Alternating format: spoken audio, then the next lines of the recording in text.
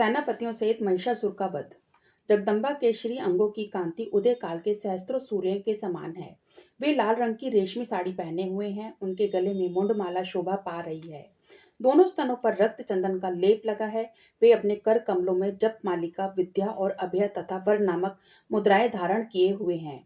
तीन नेत्रों से सुशोभित मुखारविंद की बड़ी शोभा हो रही है। उनके मस्तक पर चंद्रमा के साथ ही रत्नमय मुकुट बंधा है तथा वे कमल के आसन पर विराजमान हैं। ऐसी देवी को मैं भक्ति पूर्वक प्रणाम करता हूँ। ऋषि कहते हैं, दैत्यों की सेना को इस प्रकार तहस नहस होते देख महादैत्य सेनापति चिक्षुर क्रोध में भरकर अंबिका देवी से युद्ध करने के लिए आगे बढ़ा। वह असुर रणभूमि में देवी के ऊपर इस प्रकार बाणों की वर्षा करने लगा जैसे बादल मेरुगिरी के शिखर पर पानी की धार बरसा रहा हो। तब देवी ने अपने बाणों से उसके बाण समूह का अन्यास ही काटकर उसके घोड़ों और सारथी को भी मार डाला। साथ ही उसके धनुष तथा अत्यंत ऊंची ध्वजा को भी तत्काल काट गिराया। धनुष कट जाने पर उसके अंगों को अपने बाणों से भींच डाला। धनुष, रथ, घोड़े और सारथी के नष्ट हो जाने पर वह असुर ढाल और तलवार लेकर देवी की ओर दौड़ा। उसने तीखी धार वाली तलवार से सिंह के मस्तक पर चोट करके देवी की भी बाई भुजा में बड़े वेग से प्रहार किया। राजन, देवी की वहां पर पहुंचते ही वह तलवार टूट गई। फिर तो क्रोध से लाल आंखें करके उस राक्षस ने शूल हाथ में लिया और उसे उस महादैत्य ने भगवती भद्रकाली के ऊपर चलाया। वह शूल आकाश से गिरते हुए सूर्यमंडल की भांति अपने तेज से प्रज्वलित हो उठा। उस शूल को अपनी ओर आते देख देवी ने भी शूल का प्रहार किया। उससे राक्षस के शूल के सैकड़ों टुकड़े हो गए। साथ ही महादैत्य चिक्षुर की भी धज्जियां उड़ गईं। वह प्राणों से हाथ धो बैठा। महिषासुर के सेनापति उस पराक्रमी चिक्षुर के मारे जाने पर देवताओं को पीड़ा देने वाला चामर हाथी पर चढ़कर आया। उसने भी देवी के ऊपर शक्ति का प्रहार किया, किंतु जगदम्बा ने उसे अपनी हुंकार से ही आहत एवं निष्प्रभ करके तत्काल पृथ्वी पर गिरा दिया। शक्ति टूटकर गिरी हुई देख चामर को बड़ा क्रोध हुआ। अब उसने शूल चलाया, किंतु देवी ने उसे भी अपने बाणों द्वारा काट डाला। इतने में ही देवी का सिंह उछलकर हाथी के मस्तक पर चढ़ बैठा और उस दैत्य के साथ खूब जोर लगाकर बाहुयुद्ध करने लगा। वे दोनों लड़ते लड़ते हाथी से पृथ्वी पर आ गए और अत्यंत क्रोध में भरकर एक दूसरे पर बड़े भयंकर प्रहार करते हुए लड़ने लगे। तदनंतर सिंह बड़े वेग से आकाश की ओर उछला और उधर से गिरते समय उसने पंजों की मार से चामर का सिर धड़ से अलग कर दिया।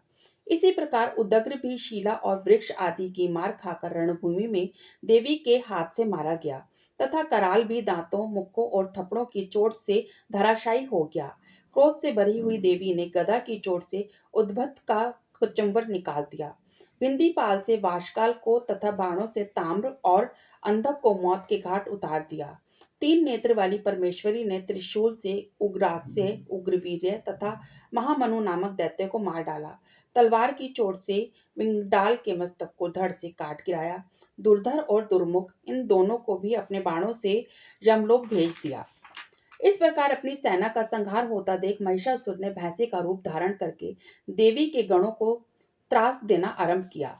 किन्हीं को थुथुनों से मारकर, किन्हीं के ऊपर खुरों का प्रहार करके, किन्हीं किन्हीं को पूंछ से चोट पहुंचाकर, कुछ को सींगों से विदीर्ण करके, कुछ गणों को वेग से, किन्हीं को सिंहनाद से, कुछ को चक्कर देकर और कितनों को निश्वास वायु के झोंके से धराशायी कर दिया। इस प्रकार गणों की सेना से गिराकर वह असुर महादेवी के सिंह को मारने के लिए झपटा।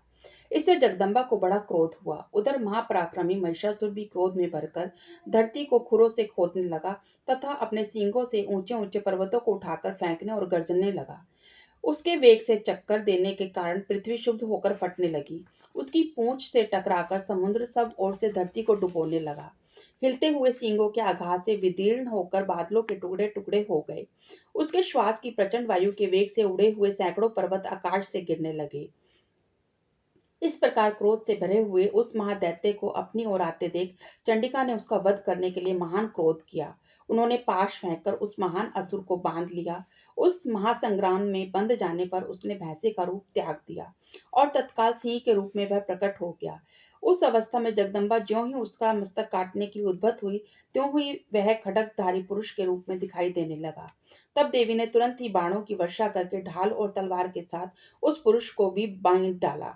इतने में ही वह महान गजराज के रूप में परिणत हो गया तथा अपनी सूंड से देवी के विशाल सिंह को खींचने और गरजने लगा। खींचते समय देवी ने तलवार से उसकी सूंड काट डाली।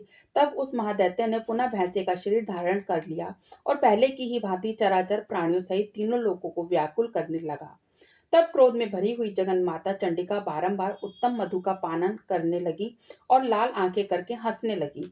उधर वह बल और पराक्रम के मद से उन्मत्त हुआ राक्षस गर्जने लगा और अपने सींग से चंडी के ऊपर पर्वतों को फेंकने लगा। उस समय देवी अपने बाणों के समूहों से उसके फेंके हुए पर्वतों को चूर्ण करती हुई बोली। बोलते समय उनका मुख मधु के मद से लाल हो रहा था और वाणी लड़खड़ा रही थी। देवी ने कहा, ओ मोर, मैं जब तक मधु पीती हूँ तब तक तू क्षण भर के लिए खूब गरज ले। मेरे हाथ से यहीं तेरी मृत्यु हो जाने पर अब शीघ्र ही देवता भी गर्जना करेंगे। ऋषि कहते हैं, यूं कहकर देवी उछली और उस महादैत्य के ऊपर चढ़ गई।